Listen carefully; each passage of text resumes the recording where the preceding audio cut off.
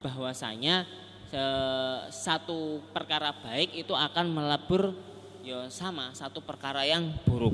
Tetapi kenyataannya bukan seperti itu. Kenyataannya kita mengerjakan satu perkara yang baik itu bisa melebur atau menghilangkan dosa sebanyak 10 dosa.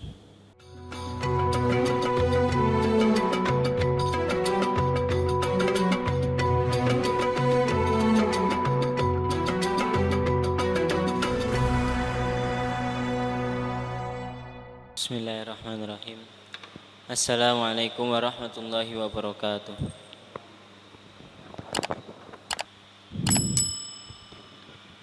Bismillahirrahmanirrahim. Lanjut hadis yang kemarin. Bismillahirrahmanirrahim. Al-hadisus sabi asyara, hadis yang ke-17. An Abi Ya'la Shaddad bin Aus radhiyallahu anhu an Rasulillah sallallahu alaihi wasallam qala innallaha katabal ihsana ala kulli syai' fa idza qataltum fa ahsinul qitlah wa idza dzabhtum fa ahsinudz dzibhah wal yuhidda ahadukum syafratah wal yurih dzabihatah.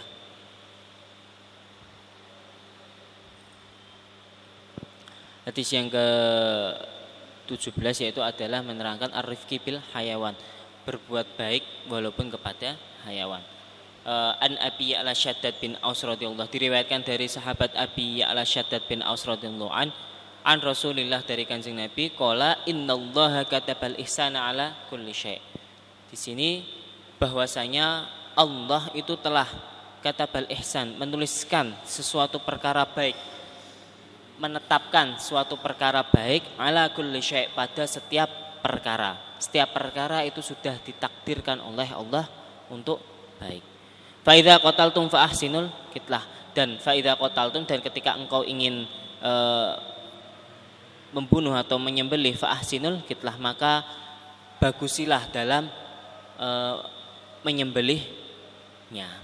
Fa idza dzabhtum fa ahsinul dzibha wa idza dzabhtum fa ahsinul dzibha, ketika engkau ingin menyembelih maka bagusilah dalam hal menyembelih. Wal yuhidda ahadukum syafratah,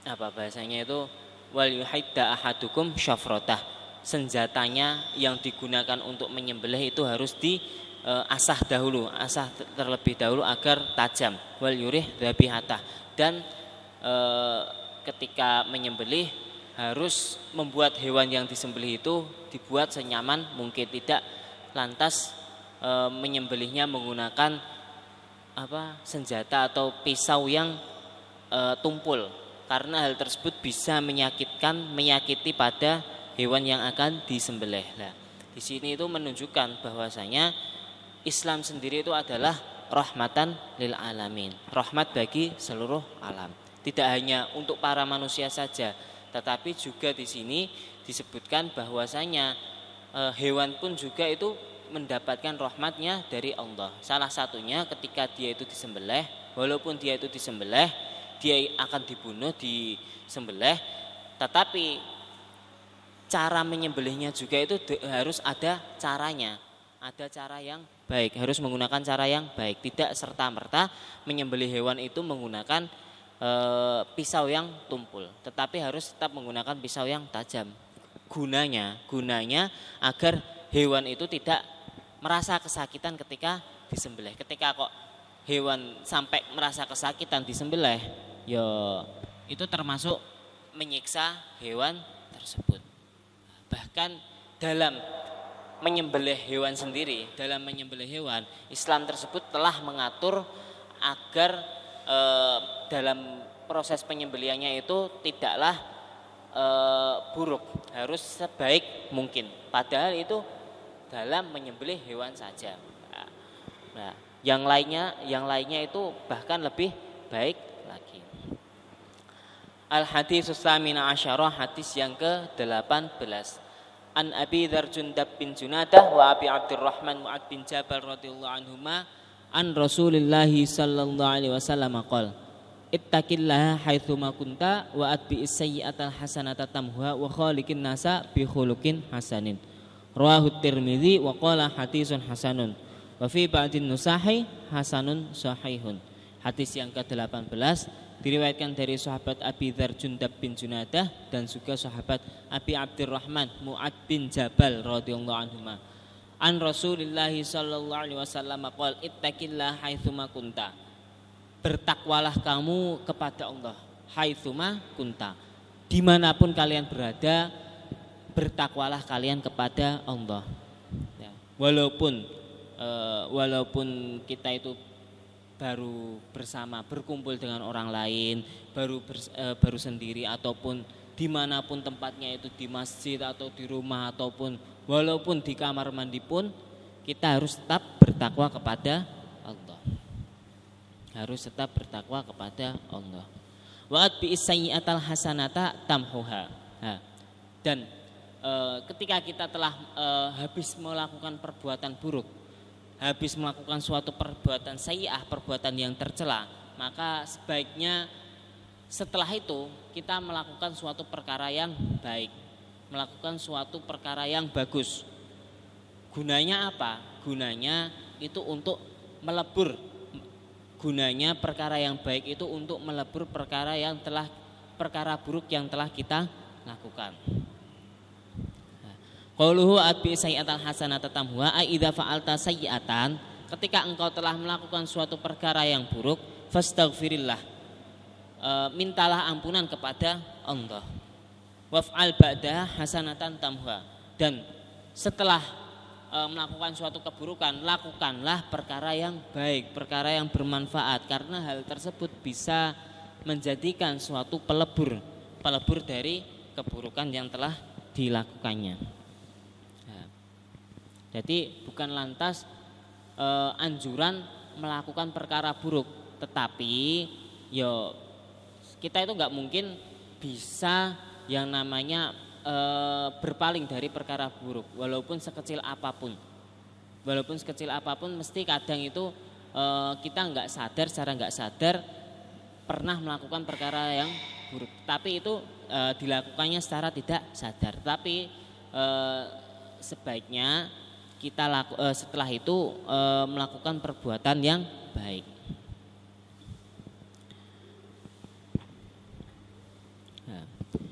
Secara zahir hadis wa atbi sayyi'atal hasanata tamhuha, itu secara zahir hadis itu menunjukkan bahwasanya satu perkara baik itu akan melebur sama satu perkara yang buruk. Tetapi kenyataannya bukan seperti itu. Bal hasanatul wahidah tamhu asyra sayyi'atin. Kenyataannya hanya dengan satu perkara yang baik, kita mengerjakan satu perkara yang baik, itu bisa melebur atau menghilangkan dosa sebanyak 10 dosa. Bandingannya itu sebanyak 10 dosa. Satu kebaikan itu sebanding 10 dosa. Wa khaliqin nasa bi khuluqin hasanin, dan berakhlaklah ketika bersama orang, dengan orang-orang, berkumpul dengan orang-orang, berakhlaklah dengan akhlak yang bagus, dengan akhlak yang bi khuluqin hasanin, dengan akhlak yang baik. Wa'lam annal khuluqa al hasana kalimatun jami'atun lil ihsan ilan nasi wa ila kafil adza anhum.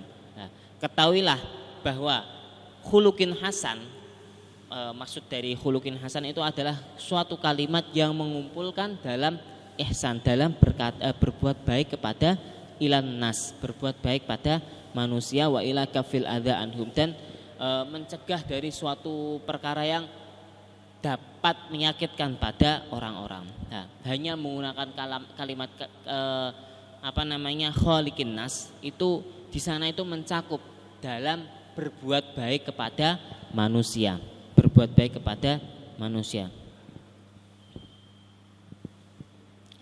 Dikatakan pula khairukum ahsanukum akhlaqan.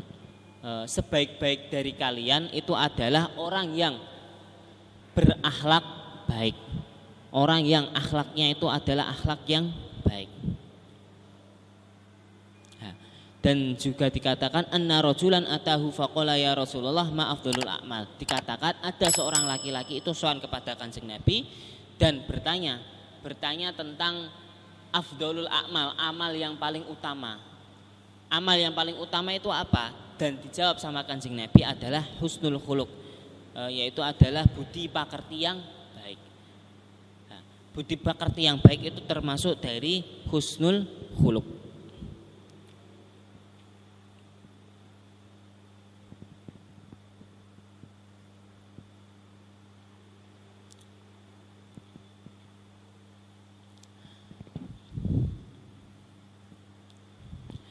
Innallaha ikhtara lakum al-islama dinan fa akrimu bi husnil khuluq was-sakha'i fa innahu la yakmalu illa bihima.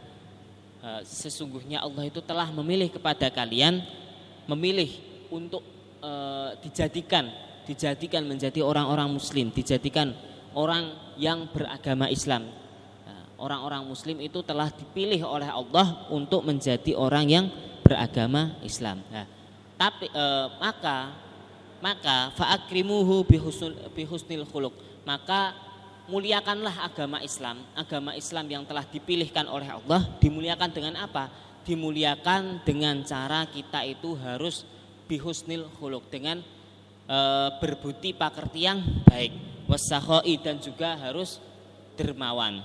Karena apa? Fa innahu la yukmalu illa bihima, karena agama Islam itu Islamnya seseorang itu tidak akan sempurna kecuali dengan keduanya, harus disertai dengan keduanya. Al-hadits tasi asyara, hadis yang ke-19. An Abdillah bin Abbas radhiyallahu anhuma qala kuntu khalfan nabiy sallallahu alaihi wasallam yauman faqala ya ghulami inni uallimuka kalimatin ihfadillaha yahfadka ihfadillaha tajidhu tujahaka idza sa'alta fas'alillah ila akhirih. Hadis yang ke-19 itu diriwayatkan dari sahabat Abil Abbas atau sahabat Abdullah bin Abbas. Qala kuntu khalfan nabi. Ini menceritakan ketika beliau itu baru di belakang Kanjeng Nabi. Suatu ketika beliau itu berada di belakang Kanjeng Nabi. Kanjeng Nabi berkata kepada sahabat Ibnu Abbas, ya gulami inni uallimuka kalimatin, wahai seorang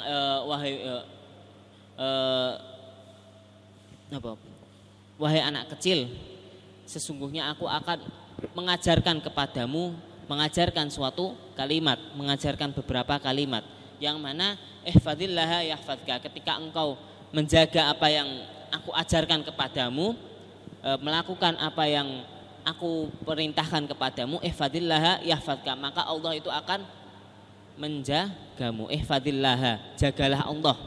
Ihfadillaha, jagalah Allah, yahfadka, maka Allah itu akan senantiasa menjaga pada dirimu. Ihfadillaha tajidhu tujahak, jagalah Allah, tajidhu tujahak, maka kamu akan engkau akan bertemu dengan Allah seperti halnya engkau itu bertemu langsung berada di depannya. Idza sa'alta fas'alillah, ketika engkau mempunyai suatu permintaan, mempunyai suatu hajat apapun, fas'alillah, maka pintalah suatu hajatmu kepada Allah. Memintanya kepada Allah, tidak meminta kepada yang lainnya. Nah, yang maksud tajidhu tujahak waqad nasallahu ta'ala fi kitabihi annal amala shalih yanfa'u inda syiddati wa yanji fa'lamhu. Dan telah dijelaskan oleh Allah dalam kitabnya bahwasanya amal baik, amal soleh itu akan bermanfaat. Suatu amal yang soleh itu bisa bermanfaat ketika dalam keadaan yang buruk, indas syiddah, dan itu bisa akan menyelamatkan orang yang beramal soleh. Sebaliknya, wa inna amalal masoib yu'adda bi sahibi ila syiddah. Sebaliknya, ketika seseorang tersebut beramal buruk, melakukan suatu amal buruk, hal tersebut bisa mendatangkan orang yang beramal buruk, mendatangkan suatu musibah atau mendatangkan suatu keburukan, kesulitan. Wa idza sta'anta fasta'in billah, dan ketika engkau meminta perlindungan maka berlindunglah kepada Allah, meminta perlindungan kepada Allah saja, tidak meminta perlindungan kepada yang lainnya.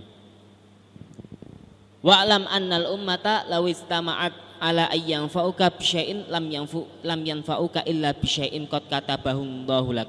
Wa in istama'u ketahuilah sesungguhnya seorang umat itu mereka ketika mereka itu berkumpul ada golongan umat dikumpulkan ala ayyam fa'uka bisyai'in, mereka itu akan bermusyawarah akan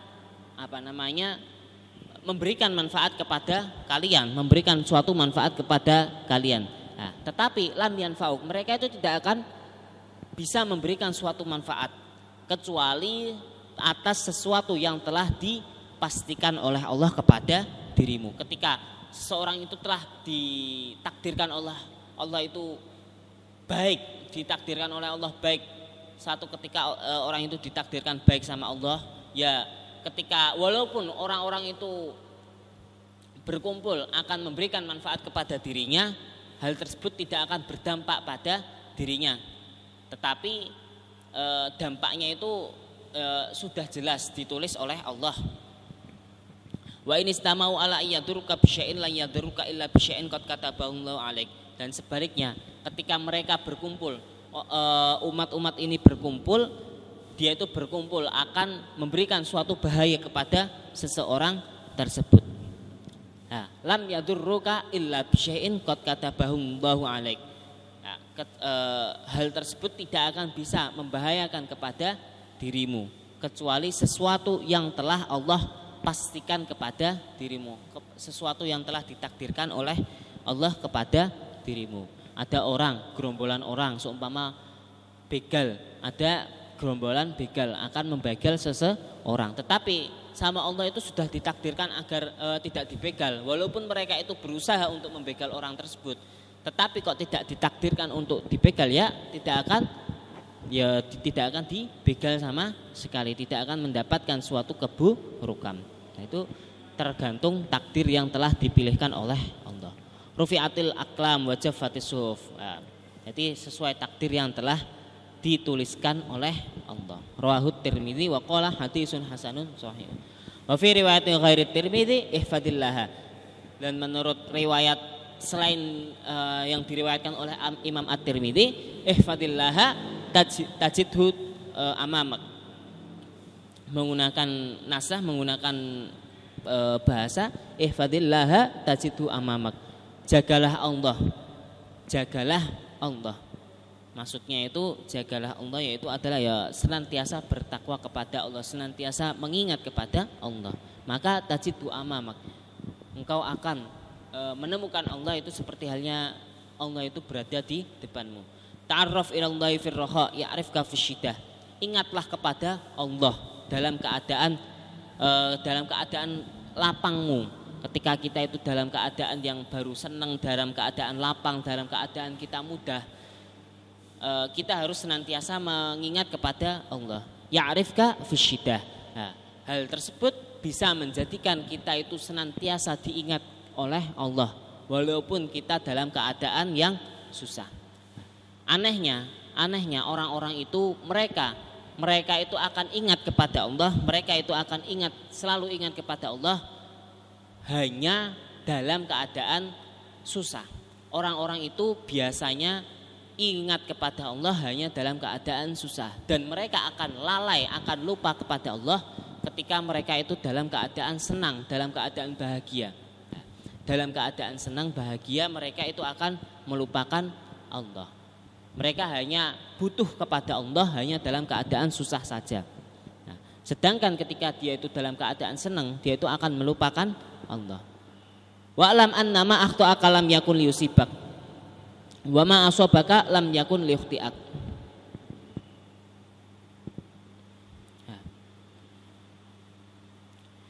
Dan suatu perkara buruk itu tidak akan mengenai pada dirimu ya ketika perkara itu memang sudah tidak ditakdirkan terjadi pada dirimu. Wa ama asobaka lam yakun liyukhti'ak. Dan suatu perkara itu akan terkena pada dirimu walaupun suatu perkara itu akan terjadi pada dirimu walaupun kamu sudah menghindar pada perkara tersebut. Wa'lam anna nasra ma'as sabri, dan ketahuilah bahwasanya anna nasra ma'as sabri, bahwasanya suatu pertolongan itu akan datang bersamaan dengan suatu kesabaran.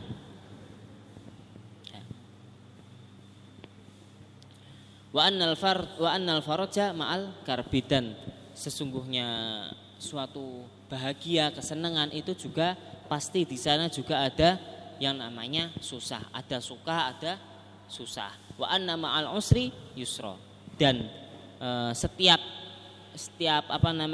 kesusahan di sana ada kemudahan.